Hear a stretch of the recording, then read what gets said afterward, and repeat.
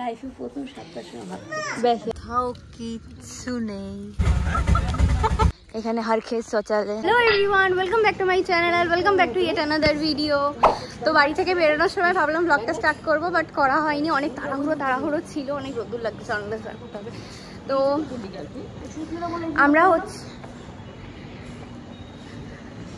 তো আমরা যাচ্ছি এখন ঘুরতে 2 দিনের জন্য। তো এটা হচ্ছে 2025-এর ফার্স্ট টাইমই যাচ্ছি কোথাও ঘুরতে। বলবো না আগের বছর বলেছিলাম সারা বছর ঘোরা কি বাড়ি থেকে বেরোনো আমার বন্ধ হয়ে গেছিলো। তো দেখে থাকো পুরো ব্লগটা অ্যান্ড অনেক মজা। আমি যাচ্ছি, মা যাচ্ছে, মাসি যাচ্ছে, মেশো যাচ্ছে আর সানু যাচ্ছে। তো পুরোটা তোমাদের সাথে শেয়ার করবো।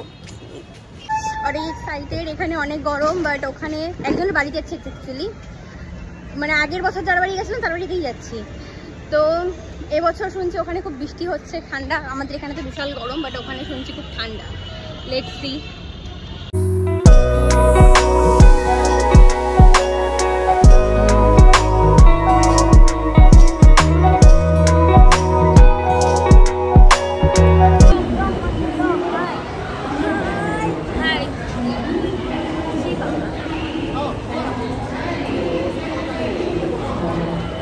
হাওড়ায় চলে এসেছি অ্যান্ড কিছুক্ষণ দাঁড়ানোর পরেই ট্রেনটা ঢুকে গেছে। বাট আমাদের বগিটা ছিল অনেকটা দূরে, তো অনেকটা হেঁটে যেতে হয়েছে বগি খোঁজার জন্য কোথায় রয়েছে। তারপর বগি খুঁজে যাওয়ার পরে সিট নাম্বার নিয়ে টেনশন, মানে যেদিকে আমাদের সিট নাম্বারটা আগে পড়ে আমরা তার উল্টোর দিকে গেটে উঠে গেছি। এই ওই 79-80 81 82 83 এইটাই আমরা ট্রেনে উঠে আমরা নিজেদের সিট নিজেরা নিয়ে নিয়েছি। আমি উইন্ডো সাইডে নিয়েছি। এই যে আমাদের 3 জনের সিট এক জায়গায় রয়েছে, আর মেশো আর শানু আলাদা জায়গায় সিটে বসে রয়েছে, আর আমি আর মেশো এখন এখানে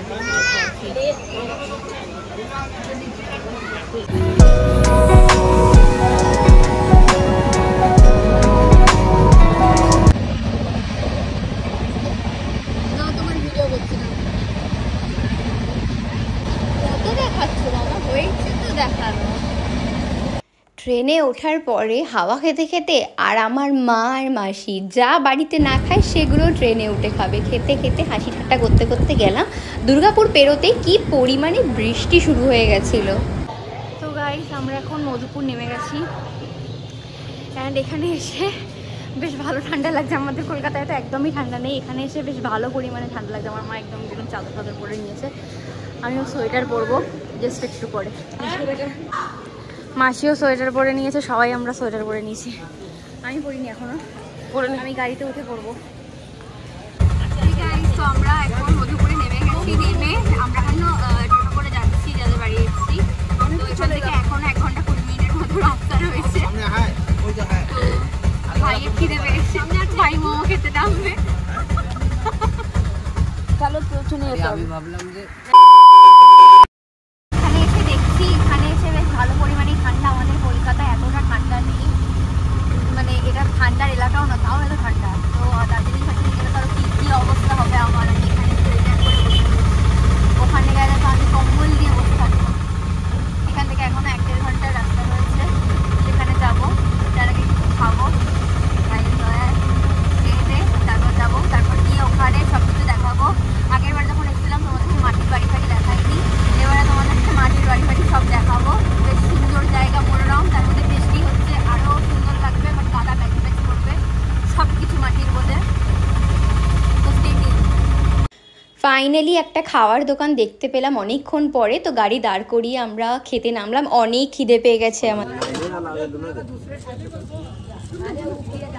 कैसा लगा? अच्छा है। फ्राइड मोमो মতো লাগছে। फ्राइड मोमो মতো।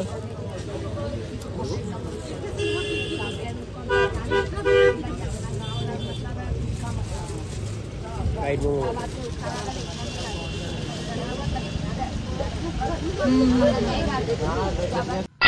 দেখো পুরো রাস্তা অন্ধকার, কোথাও কিচ্ছু নেই। আমরা শুধু ভূতের মতো গাড়ির মধ্যে বসে রয়েছি, অন্ধকার।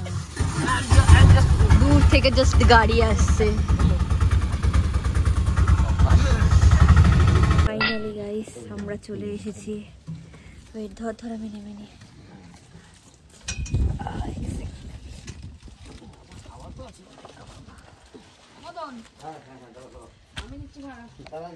আমি দিচ্ছি।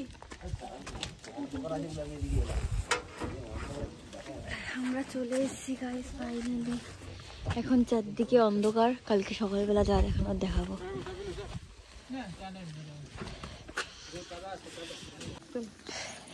এই যে আমরা এত দূর থেকে এলাম, গাড়ি শেষই হচ্ছে না। শানু বলছে কোথায় যাচ্ছি আমরা, রাস্তা শেষ হচ্ছে না কেন? দেখ সেবারে এসেছিলিস পরিষ্কার, আর এখন দেখ কি অবস্থা। দাদা প্যাচ প্যাচ করছে।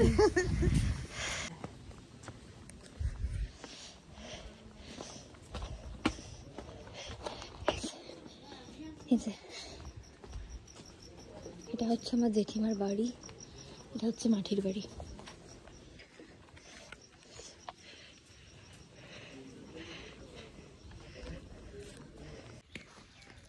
Good morning guys.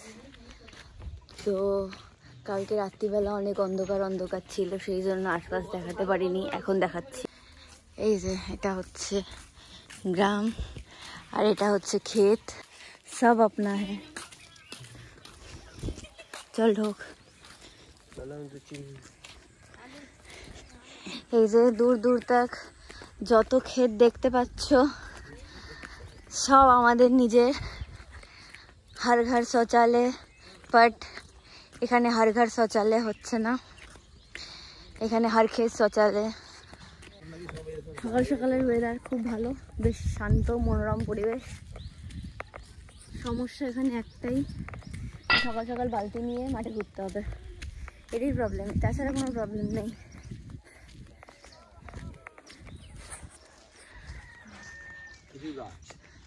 সকাল সকাল ফ্রেশ হয়ে সব কিছু হয়ে মানে মাঠ থেকে বাড়ি গেলাম, বাড়ি গিয়ে স্নান করে দেন বেরালাম এখন একটু ঘুরতে আর তোমাদেরকে দেখানোর জন্য। এই যে মাটির বাড়ি, আই হোপ।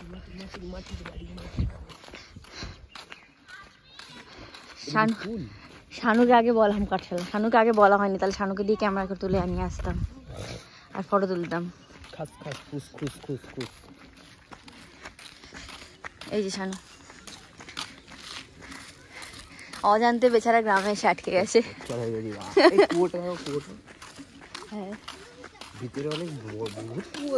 হ্যাঁ বহুত কুয়াছে তো। হ্যাঁ দারুণ আসতো। My mistake.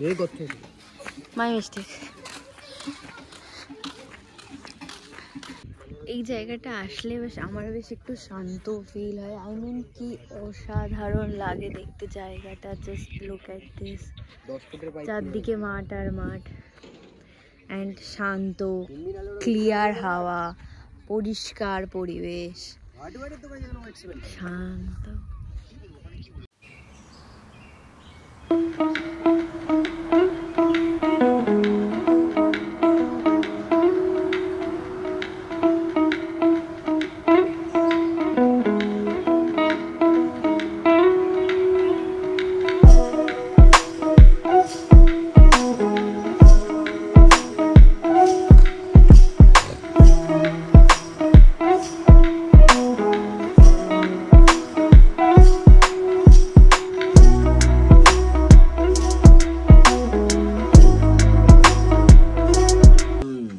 এই যে আমরা এখন খেতে বসেছি, খাচ্ছি আমি কাটা। এই যে কারা খাচ্ছে। Later that same evening. পেতে সন্ধ্যে 7টার সময় আমরা খেতে বসেছি। তবে এখন সন্ধ্যে 7টা বাজে, আমার মায়ের খিদে পাইনি, এই যে সব খাচ্ছে।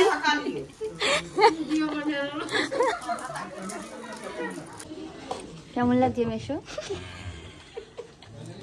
মাসি কেমন লাগছে? মাসি কেমন লাগছে? কেমন লাগছে 7টার সময়?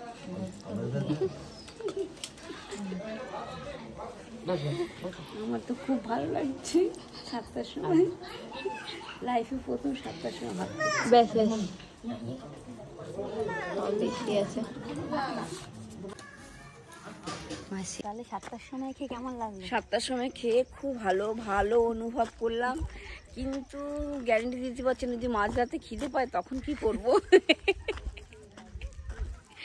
হ্যাঁ আমি তো একটুখানি খেয়েছি তো একটুখানি, কোনদিন তো 7টার সময় খাইনি। 7টার সময় আমরা চা খাই, এখানে 7টার সময় রাতের খাওয়া খেয়ে ফেলেছি। 7টার সময় এসে রাতের খাওয়া খেয়েছি। একটা নতুন মানে 7টার সময় ভাত খেয়ে কেমন লাগে, তাই ভাবছি কি করবো, খেতেই হবে। লোকের বাড়ি এসেছি, কিছু করার নেই। কিছু করার নেই। গেরাম সব শুয়ে পড়বে 9টার মধ্যে। এই তো পুরো অন্ধকার হয়ে রয়েছে, দেখো পুরো আশপাশ পুরো অন্ধকার, তার মাঝখানে আমরা ঘুরছি। The next morning. Good morning everyone. তো সকাল সকাল স্নান টান করে কিছু কেনাকাটার ছিল, সেই জন্য আমি, মিঠুন আর শানু বেরিয়ে পড়েছিলাম বাইকে করে। সামনেই বাজার, না প্রায় 7-8 কিলোমিটার যেতে হবে বাজারের জন্য, তাই 3 জনে মিলেই চলে গেলাম। কেন বাড়িতে আমি একা একা বসে বসে কী করবেন, রাস্তাটা কী দারুণ লাগছিল, কি বলবো তোমাদেরকে।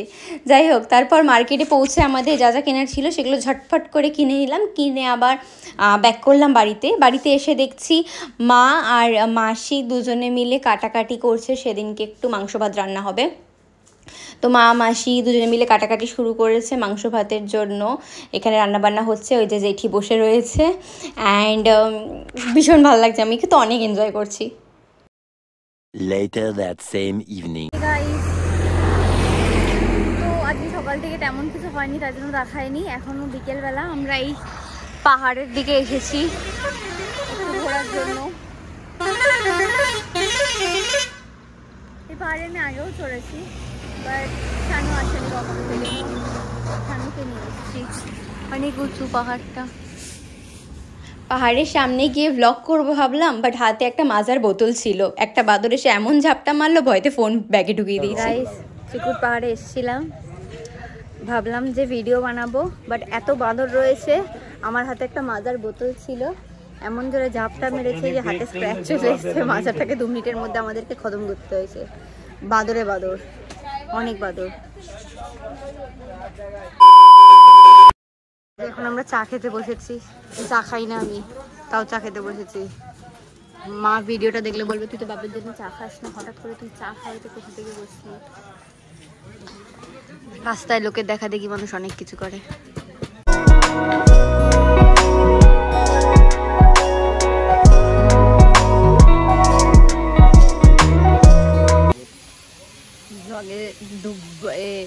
ধূম্রপান নিষিদ্ধ নিচে লিখতে হবে।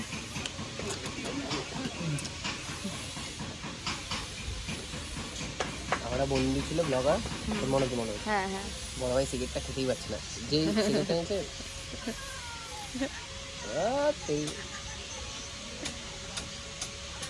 তারপর ওখানে কিছু ফটো তুললাম, ক্যামেরার লোক আমার সাথে, বাট ক্যামেরা আমি নিয়ে আসতে বলিনি, মানে আমাকে কি যে বলবো। Hello everyone. তো তার পরের দিন সকালবেলা 6:30টার সময় ট্রেন ছিল, তাই স্টেশন পৌঁছানোর জন্য আমাদের রাত্রি 3টের সময় ঘুম থেকে উঠতে হয়েছিল। তো ওই ঘুম চোখে আমার আর ভিডিওটাকে শেষ করা হয়নি, ব্লগটাকে। তো সেই কারণে ব্লগটা আমি এখন এন্ড করছি। যদি ব্লগটা ভালো লেগে থাকে তাহলে ব্লগ কি করতে হবে তোমরা জানো। তো যদি ব্লগটা ভালো লেগে থাকে কি করতে হবে তোমরা জানো, একটা লাইক করে দিও আর আমার চ্যানেলটাকে সাবস্ক্রাইব করে নিও। দেখা হবে পরের ভিডিওতে, ততক্ষণ টাটা।